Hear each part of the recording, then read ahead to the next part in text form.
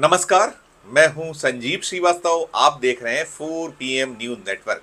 मध्य प्रदेश के पूर्व मुख्यमंत्री और कांग्रेस के वरिष्ठ नेता कमलनाथ और उनके पुत्र नकुलनाथ की मुश्किलें कम होने का नाम नहीं ले रही।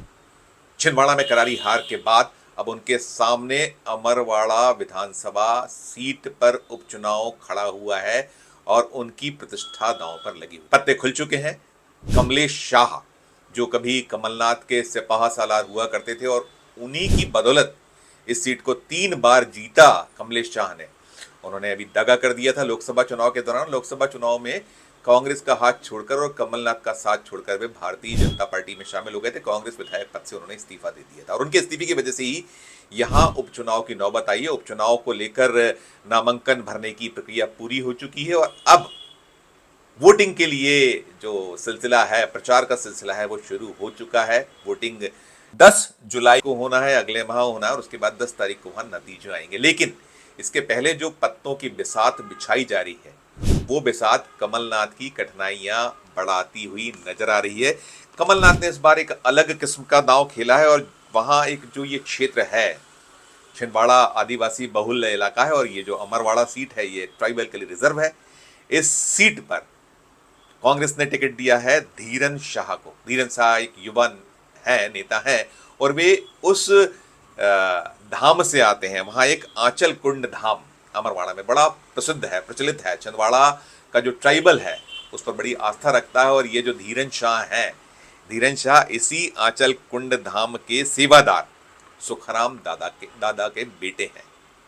तो इन दादा, जो सुखराम दादा हैं, वे सीधे तो कभी राजनीति की और उनका रुख और रवैया रहा नहीं। ये जरूर है कि चूंकि ये पूरा छिंदवाड़ा क्षेत्र है, यहाँ झुकाव कांग्रेस की ओर रहा करता था। कमलनाथ यहाँ इस क्षेत्र के अजय नेता के तौर पर जाने जाते थे और उनका एक छत्र राज यहाँ रहा। लेकिन पिछले कुछ वक्त से जिस तरीके से भारतीय जनता पार्टी ने इस सीट पर डेंट लगाने को लेकर जो एक ताल ठोकी थी, एक जो कमर कसी हुई थी, वो कमर कसना, ताल ठोकना 2024 लोकसभा चुनाव में सार्थक हुआ बीजेपी का और 1,17,000 के लगभग वोटों से नकुलनाथ को भारतीय जनता पार्टी के वेग बंटी साहू ने चुनाव में हराया 2024 के। वो चुनाव हारने के बाद कमलनाथ की प्रतिष्ठा पूरी तरह से धूमिल हुई है, ऐसा माना गया है। कमलनाथ 1980 से छिंदवाड़ा में अजय नेता के तौर पर ख्यात रहे। एक ऐसा इंसिडेंट हुआ था जब 1997 में एक उपचुनाव हुआ था लोकसभा का। तब कमलनाथ उस सीट को मध्य प्रदेश के पूर्व मुख्यमंत्री और बीजेपी के बड़े नेता सुंदरलाल पटवा से हारे थे और उस हार के अलावा कभी कोई हार छिंदवाड़ा लोकसभा सीट पर कमलनाथ की नहीं हुई थी और ये दूसरी हार 2024 में हुई। तो 2024 की हार के बाद जो हालात बने हैं, वहां भारतीय जनता पार्टी इसी उधेड़बुन में है कि कमलनाथ को पूरी तरीके से यहां समाप्त किया जाए, खत्म किया जाए। नकुलनाथ जो उनके सुपुत्र हैं, जिन्होंने राजनीति का क्रम शुरू किया है और जो 2019 के जो लोकसभा चुनाव थे, उस लोकसभा चुनाव में इस सीट को बचाने में नकुलनाथ सफल रहे थे। ये वो सीट थी जब मध्य प्रदेश में 29 में से 28 सीटें कांग्रेस हारी थी, तो नकुलनाथ ने छिंदवाड़ा में कांग्रेस की इज्जत बचाई थी, 29-0 होने से बचा लिया था। और अभी 2023 के जब विधानसभा चुनाव हुए, तो विधानसभा चुनाव में भी कांग्रेस का परफॉर्मेंस इस मान से ठीक रहा कि भले ही कमलनाथ की अगुवाई में कांग्रेस सत्ता में वापस नहीं आ पाई, लौट नहीं पाई, लेकिन छिंदवाड़ा लोकसभा सीट जो है उसके अंतर्गत आने वाली सभी 7 विधानसभा सीटों को कांग्रेस ने जीत लिया था। अब जो हालात हैं उसमें यह है कि वहाँ बदले हुए हालात हैं। जो लोकसभा 2024 का चुनाव था उसमें बहुत तोड़फोड़ भारतीय जनता पार्टी ने की थी और भारतीय जनता पार्टी की तोड़फोड़ की वजह से कमलनाथ कमजोर हुए, होते चले गए और वो इतनी बड़ी हार का सामना करना पड़ा। दीपक सक्सेना, जो कमलनाथ के दाहिने हाथ माने जाते थे, छिंदवाड़ा से वे विधायक रहे, जिन्होंने 2018 में कांग्रेस की सरकार बनने के बाद सीट कमलनाथ के लिए छोड़ी थी, अपनी सीट, वो जीते थे इस सीट पर चुनाव, वो भारतीय जनता पार्टी में शामिल हो गए, उनके सुपुत्र शामिल हो गए। जो छिंदवाड़ा के मेयर थे, वे लोकसभा चुनाव 2024 का जो प्रचार चल रहा था उस दौरान वो बीजेपी में शामिल हुए थे। हालांकि जिस दिन वोटिंग हुई थी उस दिन उन्होंने वापस कांग्रेस का रुख किया था और अभी इसी जो उपचुनाव की घोषणा हुई है अमरवाड़ा की, उसके बीच में अभी 4-5 दिन पहले वो फिर भारतीय जनता पार्टी में शामिल हो। तो वहाँ खेल चल रहा है, जो शह और मात का खेल भारतीय जनता पार्टी खेल रही है कि किसी भी तरीके से कमलनाथ का वजूद यहाँ से मिटा दिया जाए। तो उस उधेड़ बुन के तहत पुनः वो जो मेयर हैं छिंदवाड़ा के उन्हें ले लिया गया है। और कमलेश शाह जो 3 बार अमरवाड़ा सीट को जीतने में सफल रहे थे, पिछला जो चुनाव था एक शानदार जीत उन्होंने वहां अर्जित की थी। और अभी जब लोकसभा का चुनाव हुआ 2024 का, तो वहां 17,000 के लगभग वोटों की बढ़त भारतीय जनता पार्टी ने ली, जो कमलनाथ का अजयगढ़ के तौर पर जाना गया क्षेत्र ये है।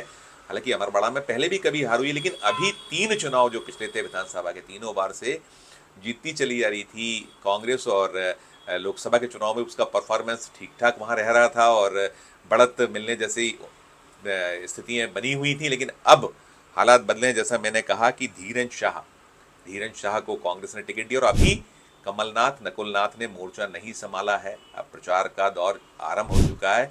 वहां सुखदेव पांसे जो कमलनाथ सरकार में मंत्री थे, कई बार के विधायक हैं, उनको बागडोर सौंपी गई है। वो पूरे के पूरे चुनाव की बागडोर अपने हाथ में लिए हुए हैं, फ्रंट पे वही है। साथ साथ सज्जन वर्मा जो कमलनाथ के सिपाह सालारों में शुमार होते हैं, वे हैं अभी फिलहाल जो उनके मोहरे हैं, हम कह सकते हैं कमलनाथ के, वो अभी फ्रंट पर हैं, वहाँ चुनाव के लिए मैदान में उतरे हुए हैं। पूर्व विधायक सुनील जायसवाल हैं जो कमलनाथ समर्थकों में शुमार होते हैं, वो वहाँ मैदान में किला लड़ा रहे हैं। और मंशा यही रही है, ये धीरेन्द्र शाह को टिकट देने के पीछे की, जो वहाँ आंचल कुंड धाम है जो बहुत ख्यात प्रचलित है। और बताते हैं बुद्ध पूर्णिमा होती है जब, तो उस दौर में गुरु पूर्णिमा बुद्ध पूर्णिमा जैसे कहते हैं, उस दौर में वहाँ एक बड़ा जमघट लगता है, मेला होता है। और इस आंचल कुंड धाम की आदिवासियों में बहुत मान्यता है, वो बहुत मानते हैं। तो अब बाबा जो हैं सुखराम दादा, चूँकि जो प्रत्याशी हैं धीरेन्द्र शाह उन्हीं के सुपुत्र हैं, तो अंडरस्टूड तो है जो वहाँ का वोटर है उसके बीच की आंचल कुंड धाम की प्रतिष्ठा दांव पर है, तो जरूर कमलनाथ को थोड़ी राहत है। लेकिन जो सत्तारूढ़ दल है भारतीय जनता पार्टी, कोई कूर और कसर यहाँ छोड़ नहीं रही है। सरकार ने पूरी ताकत झोंक रखी है, मशीनरी पूरी की पूरी मैदान में उतरी हुई है।